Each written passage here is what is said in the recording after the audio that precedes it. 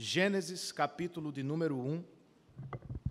Nós vamos estudar do verso 1 do capítulo 1 ao verso 3 do capítulo 2. E estejamos todos em oração para que eu seja breve o suficiente para termos um bom tempo de escola bíblica dominical também. Mas começar a escola dominical com Gênesis capítulo 1, irmãos, o texto é extenso, então tenham paciência e estejam em oração. Vez por outra, de tão frustrado que estou, eu também me pego desejando repetir aquele meme. Cansei desta vida, eu só queria mesmo ir para Nárnia. Quem nunca, irmãos? Quem nunca pensou em viver em outro mundo?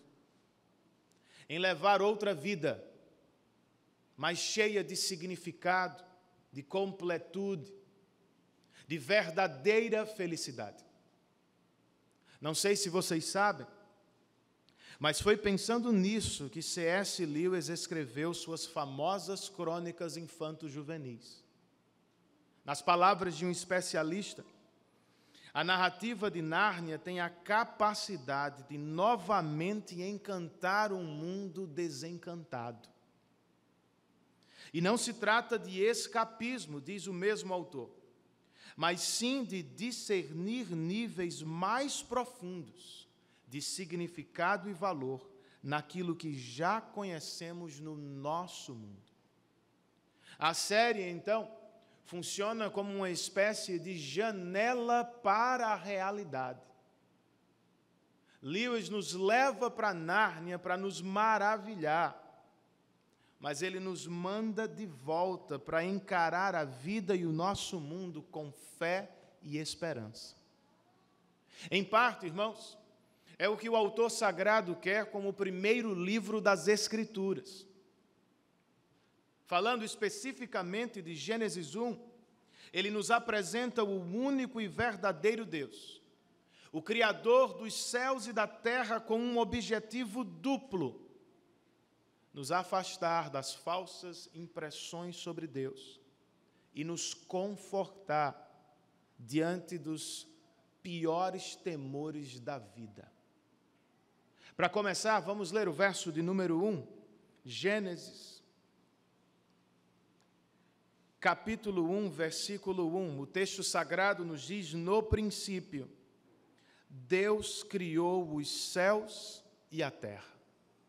Vamos orar mais uma vez? Senhor, nós nos aproximamos de Tua palavra e de novo queremos repetir as palavras ou a oração do salmista, que na canção de número 119, verso 37, pediu ao Senhor: desvia os meus olhos das coisas inúteis e faze-me viver nos caminhos que traçaste. Esta é a nossa oração. Espírito Santo, assiste-nos e alcança-nos. É o que nós oramos. Em nome de Jesus e por amor a Ele. Amém. Com sono, reverendo?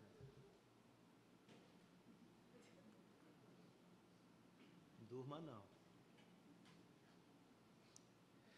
Antes da exposição propriamente, irmãos, nós precisamos gastar algum tempo com o que eu gosto de chamar de as questões preliminares.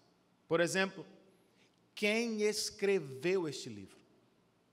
Os dois testamentos são unânimes, nos dizendo que o autor, não apenas de Gênesis, mas do Pentateuco, os 5 primeiros livros, é Moisés. Quando ele o fez, pastor?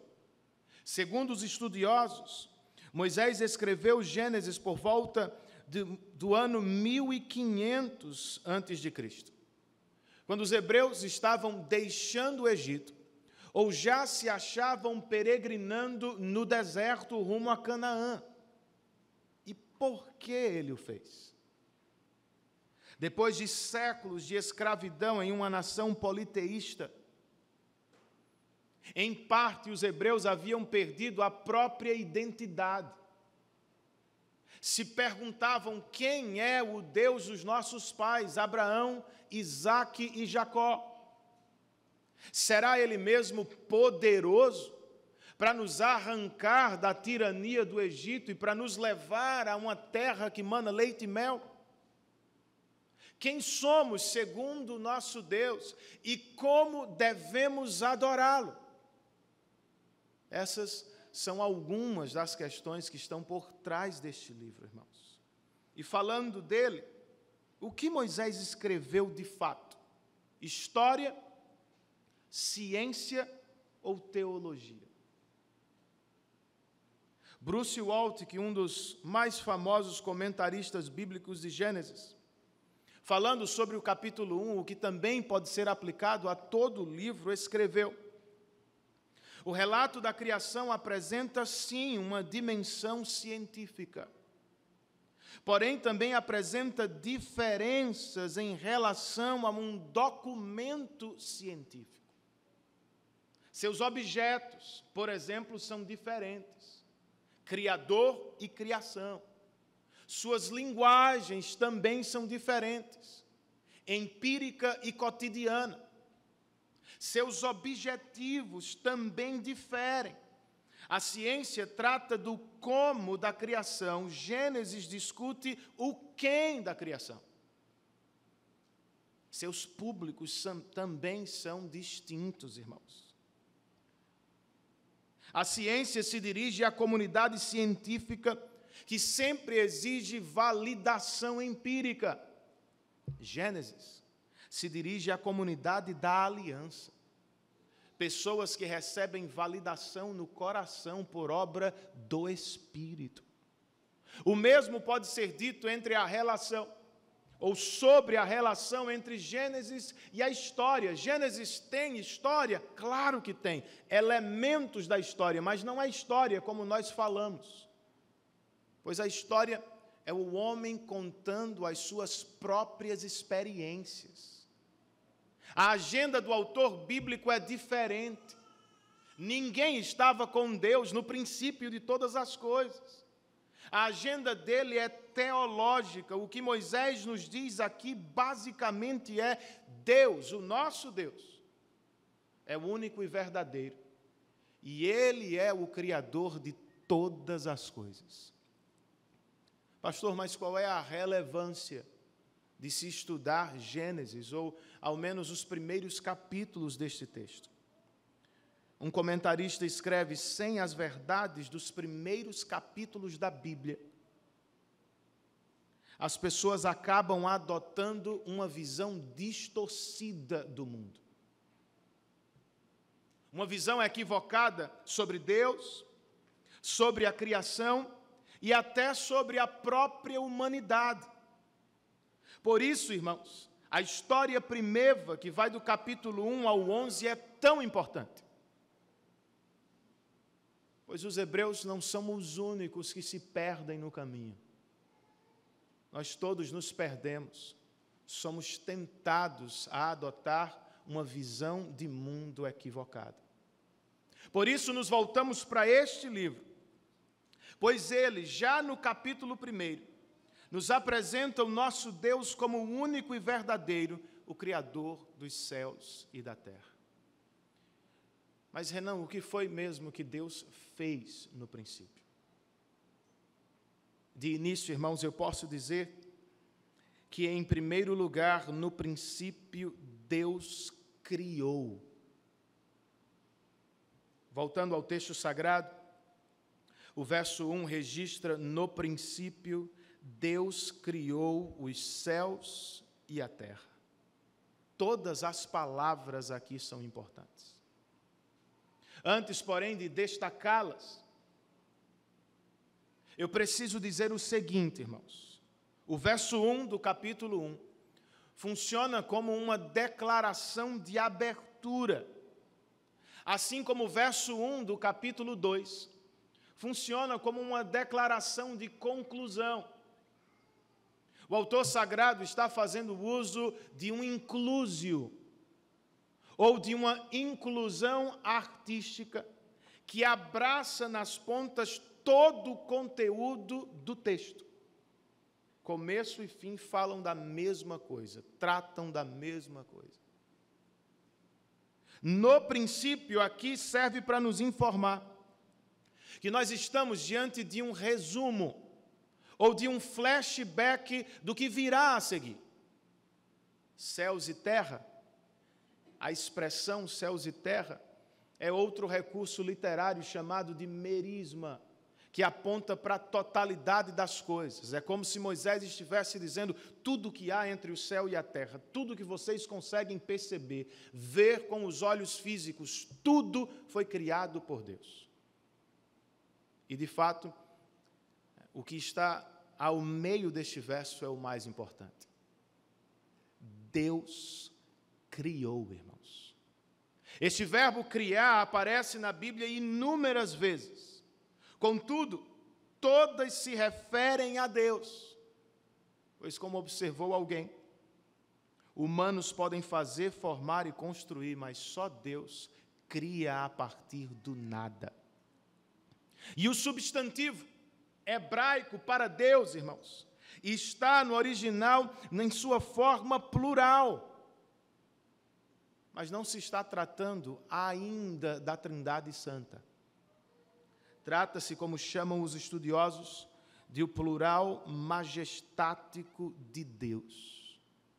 O verso 2 acrescenta: era a terra sem forma e vazia, trevas cobriam a face do abismo, e o Espírito de Deus se movia sobre a face das águas. Não estamos falando aqui, irmãos, da continuação do verso 1. Estamos falando de como Deus criou as coisas no princípio. No princípio, Ele criou a terra, e ela era sem forma e vazia, e havia trevas cobrindo a face do abismo. Sem forma, vazia e as trevas são expressões que nos dizem basicamente o seguinte: a terra ainda não estava pronta para a habitação humana. Ainda assim, o texto nos diz que o Espírito de Deus se movia sobre a face das águas, como se fosse uma águia protegendo o próprio ninho. O Espírito de Deus voava sobre a terra criada pelo Senhor para protegê-la e preservá-la. O Espírito de Deus está presente no aparente caos, escreve certo estudioso, para garantir que os desígnios de Deus irão se cumprir. Você crê nisso? Assim como o Espírito cuidou da terra, irmãos, em seus primeiros dias, Ele também cuida de todos os eleitos de Deus. Por isso, estamos aqui neste dia, porque o Espírito cuidou de cada um de nós, quando as nossas vidas ainda eram sem forma e vazia, quando ainda vivíamos em trevas. Em dado momento, e no tempo determinado por Deus, o Espírito dissipou nossas trevas com o Evangelho de Cristo. E desde então, pouco a pouco, Ele vem nos santificando, tornando-nos mais belos e ordeiros aos olhos de Deus. Se somos crentes de verdade, somos porque o Espírito nos preservou e trabalhou nos nossos corações. Louvemos a Ele por isso. A mesma verdade também serve para nos confortar. Quando pensamos nos nossos parentes não crentes, nos nossos amigos, nos nossos colegas. Queridos, se são eleitos de Deus, o Espírito também vai preservá-los. Eles não irão tão longe, não se perderão para sempre. No dia determinado por Deus, o Espírito vai alcançá-los, transformá-los e transportá-los do reino das trevas para o reino do Filho de Deus. O que nos cabe, irmãos, é orar por eles e pregar-lhes o Evangelho, pois a salvação vem pelo ouvir do Evangelho e pela obra secreta do Espírito. E há um detalhe, irmãos. Se o Espírito trabalhar para salvar do lado de dentro, algo vai ser visto do lado de fora. Eu poderia chamar, a partir destes primeiros versos, de protagonismo de Deus, não seu. Embora muitos vivam tentando expulsar as marcas de Deus do universo, temendo que seus pés estejam à porta, irmãos, os verdadeiros crentes, homens e mulheres que nasceram de novo por obra do Espírito, são aqueles que alegremente se submetem ao senhorio, ao governo e ao protagonismo de Deus. Um pastor por nome de Jonathan Leeman escreveu Gênesis 1:1, lança luz sobre o nosso mundo de faz de conta. O universo não existe para nos servir. Certo e errado não são definidos por nós. A terra é de Deus e, portanto, somos absolutamente devedores à glória de seu nome. Cura, satisfação e salvação vêm apenas nos termos de Deus. Fé em Cristo e arrependimento de nossos pecados. Será que é como temos vivido, irmãos? Se a nossa vida anda sem beleza e significado, talvez este seja o problema. É provável que tenhamos nos esquecido do protagonista do universo. Volte-se para Ele neste dia. Prostre-se em adoração diante dEle. E outra vez, você vai ser satisfeito em Deus e na glória dEle. No princípio, irmãos, Deus criou. Em segundo lugar, Moisés nos diz que no princípio Deus preparou. Os 3 primeiros dias da criação tratam de dar ordem à terra sem forma. Os versos 3, 4 e 5 nos contam: disse Deus, haja luz, e houve luz. Deus viu que a luz era boa e separou a luz das trevas. Deus chamou a luz dia, e as trevas chamou noite. Passaram-se a tarde e a manhã, e esse foi o primeiro dia. Algumas observações, irmãos. Primeiramente, Deus não formou o universo através de uma explosão, nem tampouco depois de travar uma guerra com outros deuses. Segundo o que lemos, Deus fez tudo por meio de sua palavra. Ele ordenou e as coisas surgiram. E notem bem, não houve resistência alguma. Outra coisa que merece a nossa atenção: o que é dia aqui? Alguns interpretam dia, eu acho que na tentativa de agradar a ciência, como uma era prolongada, ou como eras prolongadas. Outros interpretam dia apenas como uma estrutura literária, de moldura para o texto. Sinceramente, irmãos, eu acho difícil abraçar essas interpretações. E eu prefiro entender o texto como muito provavelmente os hebreus entendiam. Dias normais de trabalho, 24 horas. Outra observação: bem, nós temos aqui no verso 3, tarde e manhã, mas para onde foi a noite? É simples, irmãos.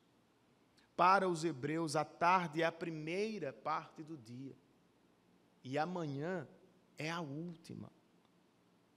Foi-se então o primeiro dia. O que aconteceu no segundo? Versos 6, 7 e 8. Depois disse Deus: haja entre as águas um firmamento que separe águas de águas.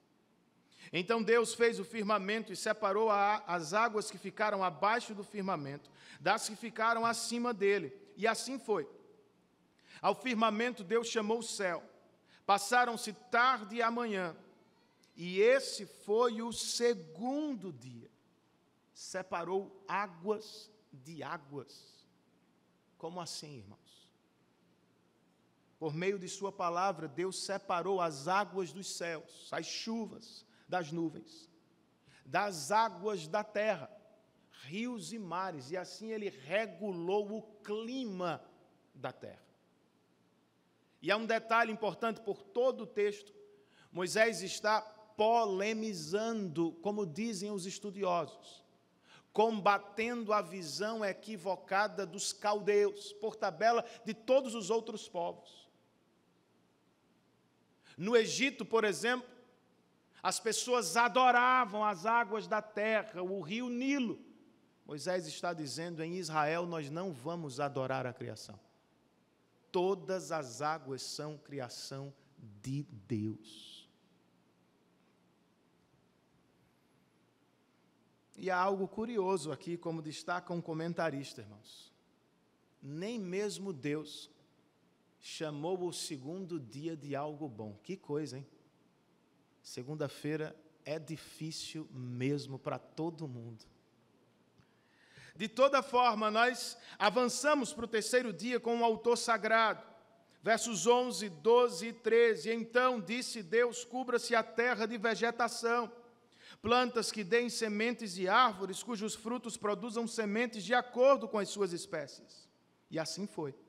A terra fez brotar a vegetação, plantas que dão sementes de acordo com as suas espécies, e árvores cujos frutos produzem sementes de acordo com as suas espécies. E Deus viu que ficou bom. Passaram-se a tarde e a manhã, e esse foi o terceiro dia. Outra vez, a vegetação surgiu sem resistência alguma. E não foi Baal que abençoou a terra, irmãos. Foi Deus. De modo soberano e cuidadoso, Deus preparou a terra para o seu povo e a chamou de boa. Você concorda com a avaliação do Criador? Providencialmente o Senhor separou águas de águas, limitando-as, a fim de que não caíssem sobre as nossas cabeças continuamente. Cuidadosamente, Ele separou a terra dos mares e a cobriu com vegetação, dando-nos assim um lugar seguro e frutífero, irmãos. E a tudo isso Ele chamou de bom. Será que é como enxergamos a criação? Depreciação e idolatria são palavras que caracterizam nossa relação com a criação. Alguns desprezam a criação, outros adoram-na. Não é assim, irmãos, que tratamos as coisas que Deus fez. Cristãos não desprezam a criação. Cristãos valorizam-na, fazem de tudo para preservá-la. Ao mesmo tempo, nenhum de nós deve se prostrar perante a criação. Não podemos inverter a ordem. Crentes adoram o Criador. Por vezes são assistidos pela criação neste exercício litúrgico. Agora, vocês viram a presença do verbo separar.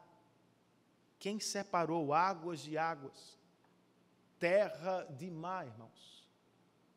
Foi Deus. O que leva um estudioso a dizer que o nosso Deus separa e impõe limites para o nosso bem. Ele o fez em nossa casa, ou com a terra, a fim de que tivéssemos casa. Mas Ele também fez por meio de sua lei. A lei de Deus impõe limites e separa o seu povo. Deus nos separou, irmãos. Nos consagrou para a glória de seu nome. Logo, nós glorificamos a Deus, quando alegremente vivemos dentro de seus limites ou domínios e ultrapassá-los. Viver como nós bem entendemos só nos levará à tristeza e decepção. Nossos primeiros pais estão aqui para nos alertar. Transgrediram os limites da palavra de Deus e encheram as próprias vidas de muito sofrimento. Que o Senhor nos livre e que, em vez de desobediência, tenhamos fé na voz do nosso Deus ou na palavra dele. Pois, como temos aqui, ela é uma extensão do próprio Deus. Desprezar a palavra, como mais tarde descobriria Davi, significa desprezar o próprio Deus. E dentro de nós, irmãos, há um impulso natural nessa direção, para separar Deus de sua palavra.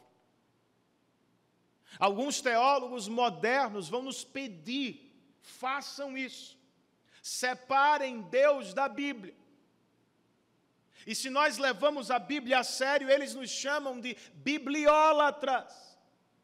Mas tem um detalhe, na Bíblia, Deus sempre se relaciona com o seu povo por meio de sua palavra. O que, por exemplo, distinguia o templo de Jerusalém dos demais templos religiosos da época? Irmãos, não havia mágica em Jerusalém. No lugar mais santo da cidade, no santo dos santos do templo, o que você encontrava lá era a palavra de Deus. Vamos valorizá-la, irmãos. Lembremos, ela é a extensão do nosso Deus. Ler a Bíblia nunca deveria ser um exercício meramente intelectual. Precisa ser um exercício relacional. Ao ler a Bíblia, nós estamos diante do nosso Deus.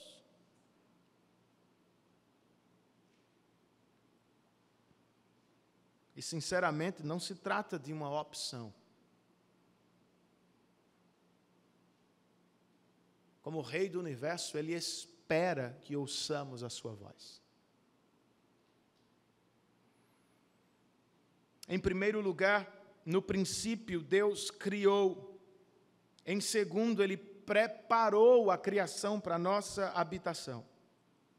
Em terceiro, irmãos, nós podemos dizer que no princípio Deus encheu. Os 3 primeiros dias serviram para dar forma à terra sem forma. Os 3 últimos servem para encher a terra vazia. Do verso 14 ao 19, Moisés nos conta que disse Deus: haja luminares no firmamento do céu para separar o dia da noite. Sirvam eles de sinais para marcar estações, dias e anos. E sirvam de luminares no firmamento do céu para iluminar a terra. E assim foi. Deus fez os 2 grandes luminares, o maior para governar o dia e o menor para governar a noite. Fez também as estrelas. Deus as colocou no firmamento do céu para iluminar a terra, governar o dia e a noite e separar a luz das trevas. E Deus viu que ficou bom. Passaram-se a tarde e a manhã, e esse foi o 4º dia. Outra vez, irmãos, Moisés está polemizando. Sol e lua eram adorados nos povos pagãos. Mas para a comunidade da fé, Moisés está dizendo: Deus os criou, nós adoramos somente a Ele.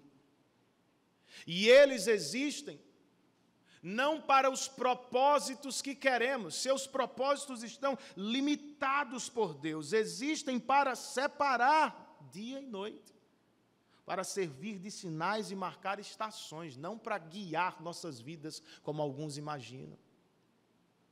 Os luminares existem para iluminar a terra e para governar o dia e a noite. E o que veio depois? Do verso 20 ao verso 25. Disse também Deus: encham-se as águas de seres vivos e voem as aves sobre a terra, sobre o firmamento do céu. Assim Deus criou os grandes animais aquáticos e os demais seres vivos que povoam as águas, de acordo com as suas espécies. E todas as aves, de acordo com as suas espécies. E Deus viu que ficou bom. Então Deus os abençoou, dizendo: sejam férteis e multipliquem-se, encham as águas dos mares e multipliquem-se as aves na terra. Passaram-se a tarde e a manhã, e esse foi o 5º dia. E disse Deus, verso 24, produz a terra seres vivos de acordo com as suas espécies, rebanhos domésticos, animais selvagens e os demais seres vivos da terra, cada um de acordo com a sua espécie. E assim foi. Deus fez os animais selvagens de acordo com as suas espécies, os rebanhos domésticos de acordo com as suas espécies, e os demais seres vivos da terra de acordo com as suas espécies. E Deus viu que ficou bom. Outra vez, 2 observações apenas, irmãos. Com a menção dos grandes animais aquáticos, Moisés não está pensando apenas em tubarões e baleias. Na verdade, ele está pensando muito mais nos monstros do mar que eram adorados nos povos pagãos. De novo, ele está dizendo à comunidade da aliança: se existem, são todos criaturas de Deus. Ninguém adora animal em Israel. Outro ponto importante é, mais uma vez, Deus abençoou a criação com a bênção da fertilidade. A terra deve produzir plantas e sementes, e os animais devem encher terra e mar. E agora chegamos, irmãos, à grande coroa da criação, verso 26, ou do 26 ao 31.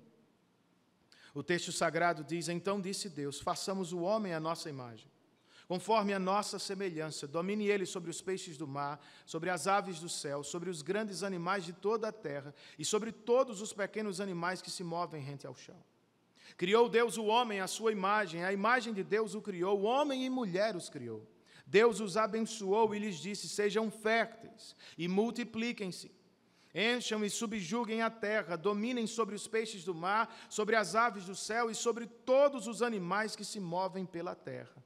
Disse Deus: eis que dou a vocês todas as plantas que nascem em toda a terra e produzem sementes, e todas as árvores que dão frutos com sementes, elas servirão de alimento para vocês. E dou todos os vegetais como alimento a tudo que tem em si fôlego de vida, a todos os grandes animais da terra, a todas as aves do céu, e a todas as criaturas que se movem rente ao chão. E assim foi. E Deus viu que tudo o que havia feito, e tudo havia ficado muito bom. Passaram-se a tarde e a manhã, e esse foi o 6º dia. Vou destacar alguns pontos aqui, irmãos. Façamos o homem. Outra vez nós temos uma referência ao plural majestático de Deus. Mas o que deve realmente chamar nossa atenção aqui é o seguinte: homem e mulher são tão importantes para Deus que Ele parece ter parado para ponderar sobre a criação deles. A linguagem da criação dos homens é diferente da linguagem de todo o restante da criação. Deus disse, Deus disse, Deus disse, Deus disse, e quando chega a nós, o texto muda para nos dizer: façamos o homem. É um destaque, irmãos, que revela a nossa importância. Em segundo lugar, os homens foram feitos à imagem de Deus. Ou seja, de maneira simples, foram feitos para se parecerem com Deus, para serem capazes de fazer em parte o que Ele faz, e assim representá-lo na criação. No entanto, nós não estamos falando de seres iguais, por isso temos o acréscimo: semelhança. Nos parecemos com Ele, Podemos imitá-lo em muitas coisas, mas ainda assim sempre haverá distinção. Ele é o Deus supremo, exaltado sobre tudo e todos. Nós somos suas criaturas, sempre seremos assim. E a principal característica desta imagem de Deus, irmãos, é seu propósito. Nós fomos criados assim para dominar. Como representante de Deus, homens e mulheres devem se espalhar mundo afora para conhecê-lo e preservá-lo, cuidar dele para a glória de Deus enquanto representam o próprio Deus. Por isso temos a bênção: sejam férteis e multipliquem-se, encham e subjuguem a terra. E para tanto, temos a provisão que Deus faz: todas as árvores, todas as plantas, todos os vegetais. Temos tudo o que precisamos para cumprir o propósito de Deus na criação. Pensando em sintetizar o que ouvimos, eu cito um comentarista que escreveu o seguinte: a vida humana foi feita por um plano divino. Façamos o homem. Tem um padrão divino, a nossa imagem. E foi feita para um propósito divino. Domine ele sobre tudo. Esse, irmãos, é o ideal original da criação. Nós vivemos em um mundo cheio de propósito. Propósito de Deus. Todas as coisas que Ele criou têm um propósito estabelecido por Ele. Sol e lua, terra e mar, animais grandes e pequenos, todas as coisas devem existir segundo o Criador. Nós também. Nós devemos existir, irmãos, para atender e cumprir os propósitos do Criador dos céus e da terra. Para tanto, lembre-se, nós somos ou fomos criados à imagem de Deus. É de onde vem a nossa maior dignidade. E é onde encontramos nossa identidade, irmãos. Nossa dignidade não vem de nacionalidade, de sobrenome, ou da cor da pele que temos. Nossa maior dignidade vem do Criador. Ele já nos fez à sua imagem e conforme a sua semelhança. Nada poderia ser mais alto do que isso. Sim, a imagem de Deus foi desfigurada na queda. Por isso temos tudo o que temos. Mas não, ela não foi eliminada completamente. Todos os homens e mulheres do mundo ainda são imago Dei, segundo a semelhança de Deus e criados à imagem de Deus. Como colocou C.S. Lewis em Um Peso da Glória, não há pessoa ordinária no mundo. Você nunca conversou com alguém ordinário. As pessoas com quem vivemos agora serão em pouco tempo comparadas a anjos e demônios. E se o Senhor abrisse os nossos olhos para vê-las nesse estado, nós seríamos tentados a adorá-las. Nações e culturas são mortais, mas as pessoas com quem brincamos e casamos, a quem abençoamos ou exploramos, todas elas foram criadas à imagem de Deus. Falando de nossa identidade, ela não vem de trabalho, estudo ou família, irmãos. Outra vez, ela vem de Deus.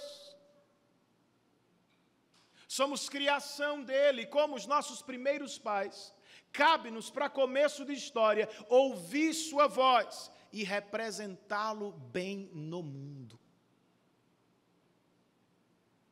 E para cumprir estes propósitos, não se esqueça, fomos abençoados para multiplicar e dominar.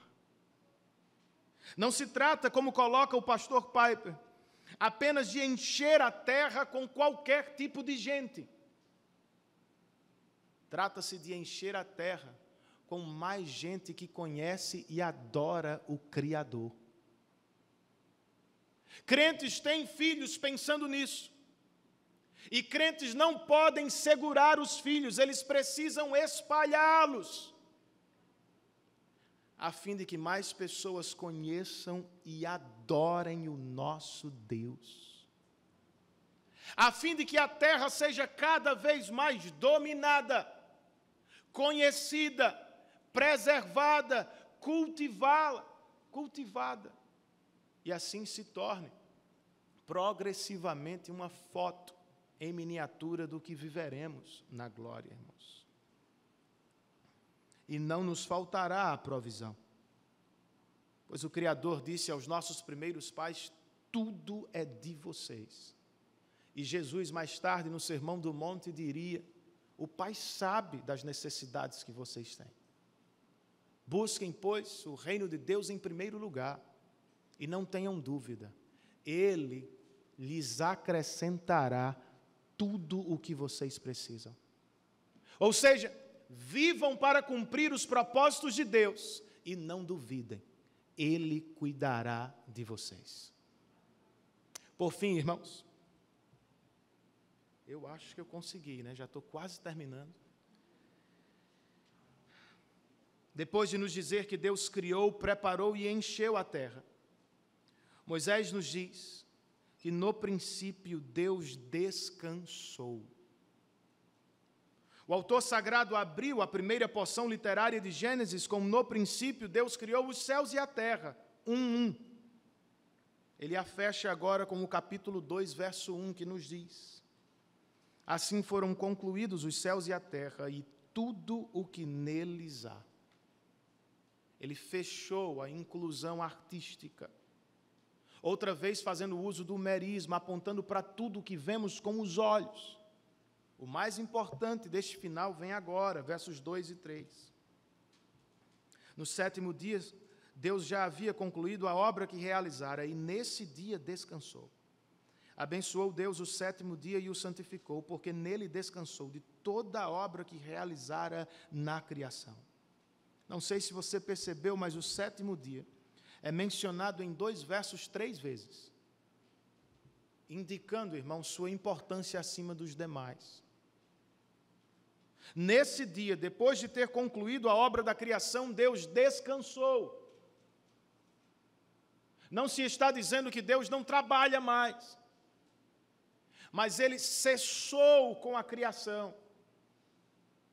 Descansou da obra da criação para contemplá-la. E Ele não só descansou, irmãos, Ele abençoou o sétimo dia e o santificou. Mais cedo o Senhor abençoou a terra, os animais e os homens com fertilidade. O padrão é o mesmo. Ele abençoou um dia para o nosso crescimento. Ele separou um dia dentre os demais, com o propósito de abençoar o povo da aliança. E de que bênção estamos falando? Primeiro, irmãos, e antes de qualquer outra coisa, estamos falando da bênção do encontro com Deus. Como colocou alguém, o Senhor descansou das obras do capítulo 1 para se encontrar com o homem no capítulo 2. Em contrapartida, deveríamos fazer o mesmo. Parar de tentar dominar o mundo ao menos um dia por semana, a fim de nos encontrarmos com aquele que é Rei da glória, irmãos. Esse encontro tem um caráter público e privado. Nós nos encontramos com o Senhor na adoração dos santos e sobre ela, cuidado com os muitos assuntos da semana. Não deixe que lhe atrapalhem neste dia. Minha irmã, planeje a participação no culto público. Não deixe tudo para a última hora. Irmãos queridos, vamos nos preparar para a adoração com a igreja, adorando já em casa ou no caminho para o culto. Falando do aspecto privado, faça bom uso deste presente que Deus lhe deu. Gaste mais tempo com o Senhor neste dia, em oração, leitura e meditação da palavra. Coloque a leitura da semana em dia. Estique os efeitos do sermão na sua casa, discutindo com seus familiares. Aproveite este dia para cultivar este encontro com Deus, que é, irmãos, a maior de todas as dádivas. Além deste encontro, este maravilhoso dia nos oferece descanso físico e espiritual. Não descansar aos domingos pode significar desconfiar de Deus. O contrário também é verdadeiro. Descansar aos domingos é revelar fé no Deus da palavra e é crer que Ele segue trabalhando mesmo enquanto estamos descansando, irmãos. E ao nos afastarmos das obras das nossas mãos para o encontro com Deus, nós somos lembrados de coisas maravilhosas como salvação não é obra nossa, é dele. Não nos reunimos aos domingos para adorar a Deus pensando em conquistá-lo. Nós nos reunimos para adorá-lo em gratidão, pois em Cristo Ele já nos salvou da condenação.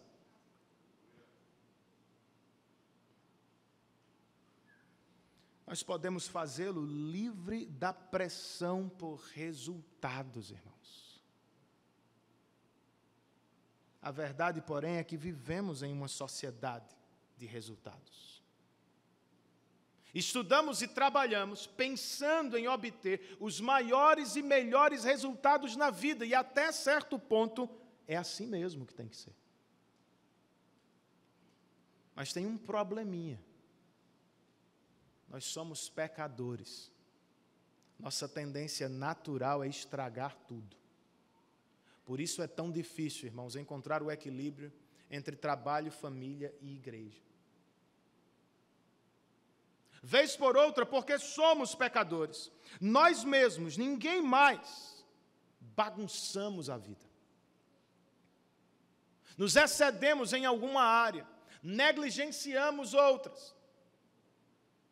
Pouco a pouco vamos nos afastando dos ideais e propósitos de Deus na criação e vamos seguindo o nosso próprio coração. De repente nos encontramos vazios outra vez, sem forma ou beleza, perdidos nas trevas e devaneios da nossa própria mente. Será que é como você se acha? Cansado, sem ordem, vazio. Moisés está escrevendo Gênesis 1, irmãos, para nos dizer que o nosso Criador é poderoso para nos colocar em ordem. Ele pode criar, preparar, encher a terra e salvar o seu povo da escravidão do Egito. Em Cristo, Deus pode nos salvar hoje. Ao ver Jesus ensinar e realizar milagres, as pessoas o chamavam de o homem de autoridade, ou o homem do domínio, e de fato ele era assim. Ele revelou ter domínio sobre a criação quando deu ordem ao vento, por exemplo. Ele revelou ter autoridade sobre as doenças quando curou inúmeras pessoas, nos dando uma foto da glória. Ele revelou ter autoridade sobre os demônios. E mais importante ainda, sobre a morte e sobre o pecado, irmãos. Na cruz ele venceu o último. No túmulo vazio ele venceu o primeiro. E na vitória de Cristo nós temos redenção. por meio dele ou por causa dele. E enquanto ouvimos a voz de Deus, o Espírito vai nos colocando em ordem, vai nos levando outra vez a descansar naquilo que Deus já fez, naquilo que somos por causa dele. Vamos descansar nesta manhã? Mas, pastor, amanhã eu volto para a vida, tenho que encarar os batentes, os chefes, as metas, as compras, a pressão, eu sei. Não dá para viver no culto público o tempo todo. Mas lembre-se que isso é uma foto do que viveremos para todo sempre na glória de Deus. As crianças de Nárnia sempre se mostravam tristes quando era hora de voltar para Londres. Porém, em uma das despedidas, Aslan, o grande leão, lhes disse o seguinte: em seu mundo eu tenho outro nome. Vocês precisam aprender a me conhecer por ele, pois foi por isso que eu os trouxe a Nárnia. Para que, conhecendo-me um pouco aqui, venham a conhecer-me melhor lá. Basicamente é o que vivemos a cada domingo, irmãos. Deus nos reúne aqui. Aqui nós nos maravilhamos com Ele, a fim de aprender a continuar maravilhados durante a semana. Nós nos encontramos com Deus no culto público, a fim de aprender a encontrá-lo em casa, no trabalho e na escola. Que tal pedir por isso agora em oração? Por que não curvamos a cabeça, fechamos os olhos e rogamos a Deus que através desta singela mesa nós encontremos graça e misericórdia para o dia da necessidade. Curve a sua cabeça, faça a sua oração, enquanto os irmãos que vão nos auxiliar à mesa se aproximam e enquanto as crianças voltam também para cultuar conosco agora.